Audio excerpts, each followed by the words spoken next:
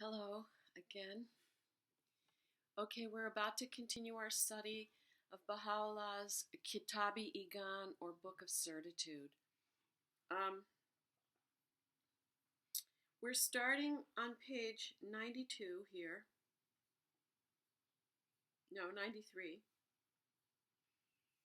And Baha'u'llah has just been talking about the relationship between the unknowable essence of God and the divine revelator or intermediary or manifestation of God or divine messenger, such as the founders of the world's religions, Moses, Jesus, Muhammad, Baha'u'llah himself, and many others.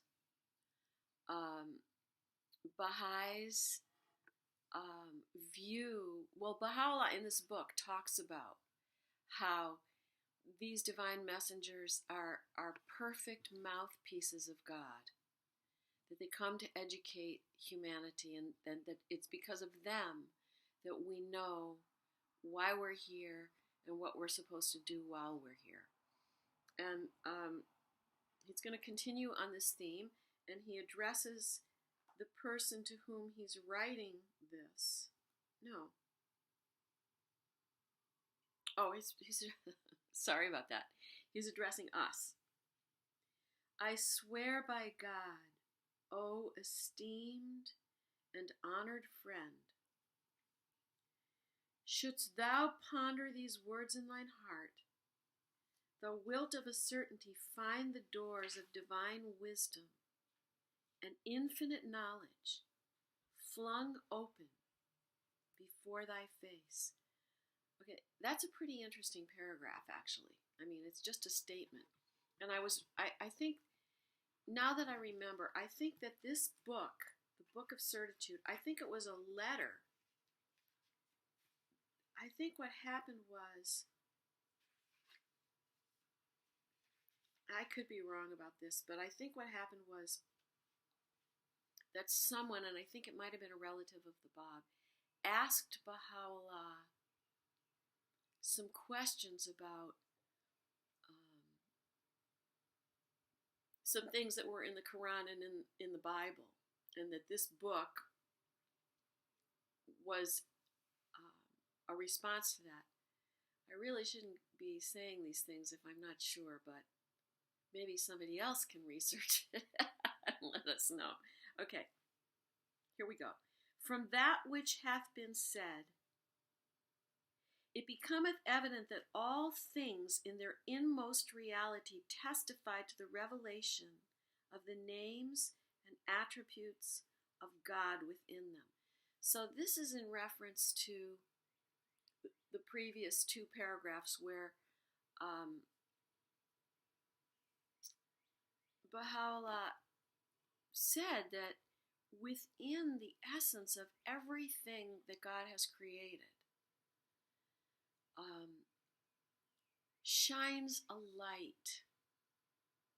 Everything is a sign of God. Everything that exists in the material realm, well, everything that exists is a sign that God exists. And within everything are divine attributes of beauty and light and wisdom.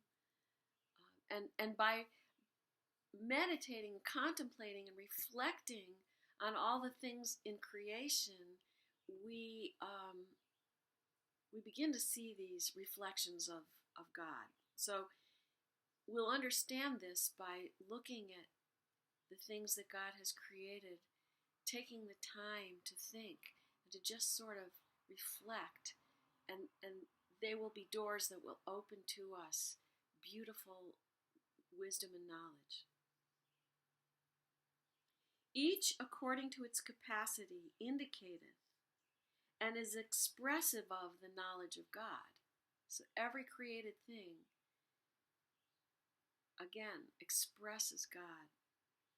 So potent and universal is this revelation that it hath encompassed all things visible and invisible.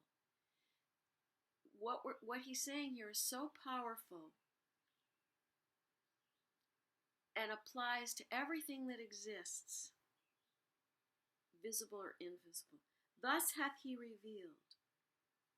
Hath aught else save thee a power of revelation, which is not possessed by thee, that it could have manifested thee? So that's sort of maybe it's considered poetic. It's not from my culture, so I don't relate to it too well. But what he's saying to me is there anything that has been created by God that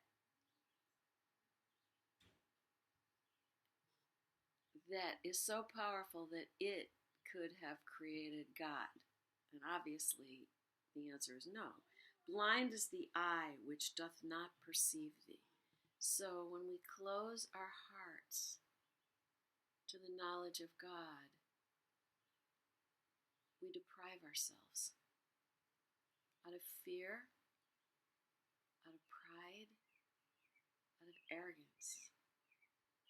If we want to know, we have to ask with a pure heart. Likewise hath the eternal King spoken, no thing have I perceived, except that I perceived God within it, God before it, or God after it. That's very interesting.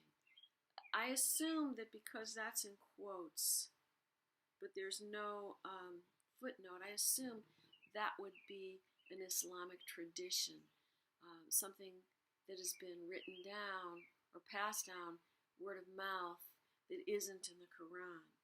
No thing have I perceived, except that I perceived God within it, God before it, or God after it.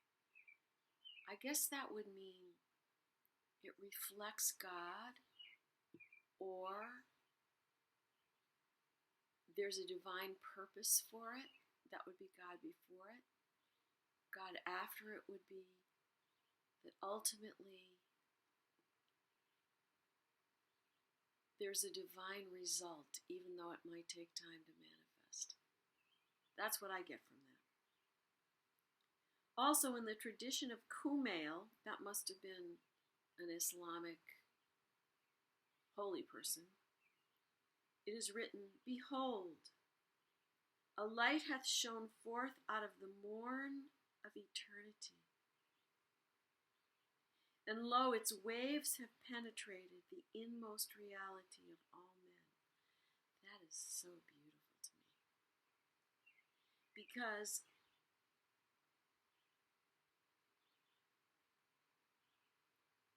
that would be like a manifestation of God has appeared, and his appearance has affected every atom in existence. Man, the noblest and most perfect of all created things, excelleth them all in the intensity of this revelation and is a fuller expression of its glory. So I think what this is saying is that humankind, he calls it the noblest and most perfect of all created things. And I think that's because as we master our will, as we master our reactivity and nurture our ability to love, the end result is more powerful and more beautiful and more noble than anything else. Because if you think about it, everything in nature lives and breathes and has its being by the grace of God. Because there are no moral choices in nature. Animals, plants, minerals, they're not called upon to make moral choices. They simply reflect the beauty of God. But humanity has the unique ability to make moral choices. And when we make choices to benefit others, sometimes having to sacrifice our own desires, that's nobility. And of all men, the most accomplished, the most distinguished, and the most excellent are the manifestations of the Son of Truth. That's S-U-N. So, the Son of Truth, that is a symbol for God. So he talks about the manifestations, these divine messengers. Nay, all else besides these manifestations live by the operation of their will, and move and have their being through the outpourings of their grace. This is very interesting, because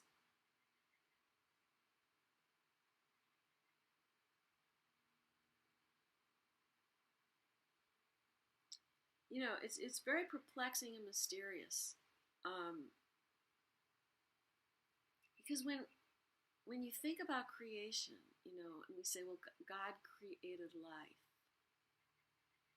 But then you could ask the question, okay, but how? How did God create life? What was the process?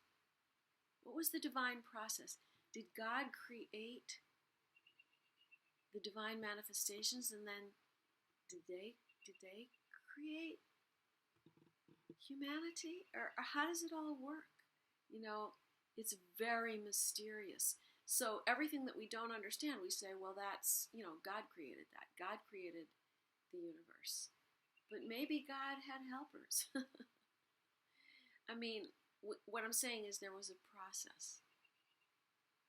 And in the Baha'i revelation, we know that science and religion go together. So process is part of the realm of science. And we discover some of that as we meditate, as we deepen, as we pray, as we study, as we learn. And it keeps unfolding, and it keeps unfolding, and it keeps unfolding. So what we understand now about reality is a tiny drop in the bucket compared to, say, what we'll understand in 1,000 years, for instance. And then there's a quote here, and this is another tradition, I assume. But for thee, I would not have created the heavens. Okay, so that's a tradition, that's a saying from Islam. And it's referring to the manifestation of God. And it's saying that realm of perfection, of perfection in the form of a human being, that realm is called the manifestations of God. And in this tradition, he's saying God would not have created the realms of beauty and truth if it weren't for the manifestations of God. At least that's what I'm getting from it. Nay, all in their holy presence fade into utter nothingness and are a thing forgotten. So the manifestations of God are so beautiful, spiritually, morally, intellectually, that in their presence, it's like the shadows disappearing in the sun. Human tongue can never befittingly sing their praise, and human speech can never unfold their mystery. Because these manifestations of God, they're in human form, but they're not merely human. It's like saying that a human is an animal. Well, we share the animal nature, but we have something animals don't have. We have this power of morality, this power of choice. So these manifestations of God, they have something that's beyond human, that we just don't have, and we're not going to have, no matter how long we exist and no matter how hard we try, we don't have it. It says, these tabernacles of holiness, these primal mirrors, which reflect the light of unfading glory, are but expressions of Him who is the invisible of the invisibles. So the manifestations of God themselves are an expression of God who is unknowable. By the revelation of these gems of divine virtue, the manifestations, all the names and attributes of God, such as knowledge and power, sovereignty and dominion, mercy and wisdom, glory, bounty, and grace, are made manifest. So all of these terms that we apply to God really apply to the manifestations of God, because God is unknowable. We can't describe God. So these manifestations come in human form, and they manifest these names and attributes so that we will have something to look to. We'll have something to strive toward. Okay, thank you very much. It's really nice to see you. I see a couple of my friends there, Taraz and Michelle. It's so nice to see you guys. Have a blessed day. Yabahala.